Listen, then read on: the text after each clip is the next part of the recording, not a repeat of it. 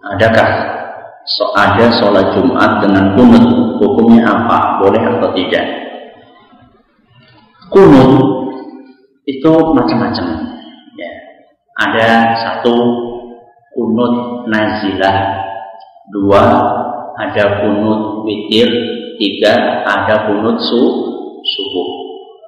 Yang pertama kunut nazilah. Kunut nazilah ialah doa kunut yang disyariatkan ketika sebagian dari kaum muslimin tertimpa musibah, sehingga sebagai bentuk solidaritas muslim yang lain mereka mendoakan kaum muslimin yang tertimpa musibah berat supaya mereka segera diakhiri musibahnya oleh Allah Subhanahu wa Ta'ala. Dan ini perlu ada instruksi dari pemerintah untuk melakukan ini. Kalau kunut nazilah ini di sembarang sholat, sholat 5 waktu termasuk sholat Jumat disyariatkan. Ya, kalau ada instruksi dari pemerintah muslim. Kemudian yang kedua, kunut witir.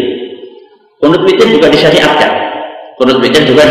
Disyariatkan. Ketika witir kita disunnahkan untuk berdoa dengan doa yang ketiga, kunut apa? Subuh. Kunut subuh ini adalah salah satu permasalahan yang diperselisihkan oleh para ulama.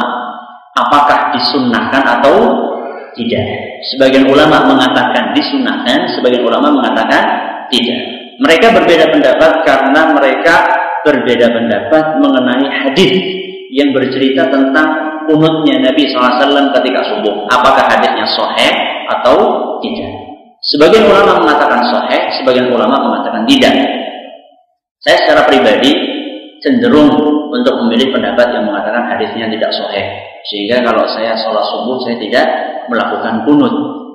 Tapi timbul pertanyaan, kalau saya tidak menganggap bahwasanya kunut itu sunnah, tapi saya juga tidak menganggap kunut itu bid'ah. Kalau saya sholat di belakang orang yang kunut, bagaimana sikap saya? Para ulama menjelaskan, di antaranya Imam Ahmad dan yang lain-lainnya. Mereka menjelaskan bahwa kalau kita sholat di belakang orang yang kunut, kita ikut kunut. Kita ikut kunut, mengangkat tangan kita dan kita ikut mengamini. Kata beliau itu untuk menunjukkan atau untuk mengkikis perpecahan di antara kaum muslimin dan untuk mengeratkan ukhuwah di antara mereka. Dan ini juga harus dipraktikkan oleh orang yang berpendapat kunut ketika dia sholat di belakang orang yang tidak kunut, sama saja. Kalau Anda berpendapat pakai kunut, Anda sholat di belakang orang yang tidak pakai kunut, gak usah kunut sendirian. Ya. Ini Imam Wis Arab salam masih jangleng baik. Ya, sama saja.